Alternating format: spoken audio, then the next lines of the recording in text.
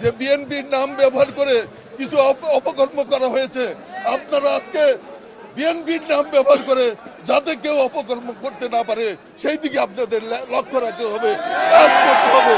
এবং আমি যতদিন বেঁচে আছি ইনশাআল্লাহ অন্যায়ের বিরুদ্ধে, জুলুমের বিরুদ্ধে, সন্ত্রাসের বিরুদ্ধে, চাঁদাবাজের বিরুদ্ধে আমাদের সংগ্রাম অব্যাহত রাখবো। যে আব্দুল সালাম পিন্টুর মতো মানুষকে আমরা আবার ফিরে পেয়েছি। যে কথা উনি বলেছেন, এই যে ছাত্র জনতা নিজের রক্ত ঝরিয়ে, নিজের জীবন দিয়ে এবং 15 বছর এদেশে জাতীয়তাবাদী শক্তি, গণতান্ত্রিক শক্তি অনেকে জীবন দিয়েছেন, অনেকে পঙ্গু হয়েছেন, অনেকে গুম হয়ে গেছেন, অনেকে অদৃশ্য হয়েছেন। এই অবদানের ভিত্তিতে আজকে আমরা গণতন্ত্রের পথে যাত্রার শুভ সূচনা হয়েছে।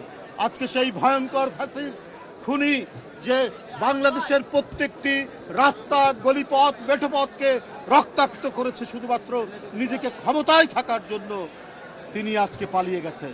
তার যারা গুণ কীর্তন করেন দেশের ভিতরে, দেশের বাইরে, একটা জিনিস আমাদের মনে রাখতে হবে, তারা বাংলাদেশের স্বাধীনতায় বিশ্বাস করে না। আমরা আব্দুল সালাম পিন্টু আজকে বেরিয়েছেন, আমাদের মাঝে পেয়েছি। আল্লাহ তার দীর্ঘ জীবন দিন, অনেক দিন যাতে আমরা তাকে পাই আমাদের মাঝে।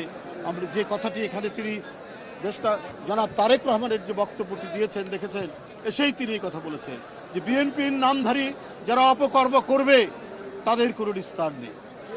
তাদেরকে আমরা শেখ হাসিনার কোনো পুনরাবৃত্তি যেন না হয়, এই দেশকে আমাদেরকে সুন্দরভাবে গণতন্ত্রের পথে আমাদের পরিচালিত করতে হবে। সেই আব্দুল সালাম পিন্টু আজকে চিৎকার করে সরকারের কাছে যদি বলে, আগের যে সরকার ছিল তাদের কাছে, যা আমার সেই 17টি বছর আমাকে ফিরিয়ে দাও, পারবে তারা দিতে?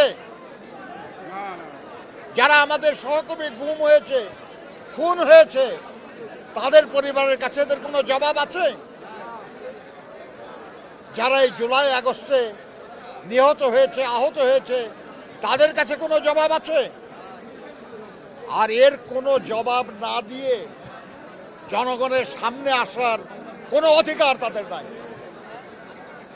আজকে আব্দুল সালাম পিন্টু সাহেবকে, আমাদের এই সাথীকে, যিনি অত্যন্ত জনপ্রিয় মানুষ, বারবার সংসদ সদস্য নির্বাচিত হয়েছেন, মন্ত্রী হয়েছেন, জেলার প্রেসিডেন্ট ছিলেন, কেন্দ্রের নেতা ছিলেন, আমরা তাকে আমাদের মাঝে ফিরে পেয়ে আমরা আনন্দিত না, খালি আমরা অনেক শক্তিশালী হলাম।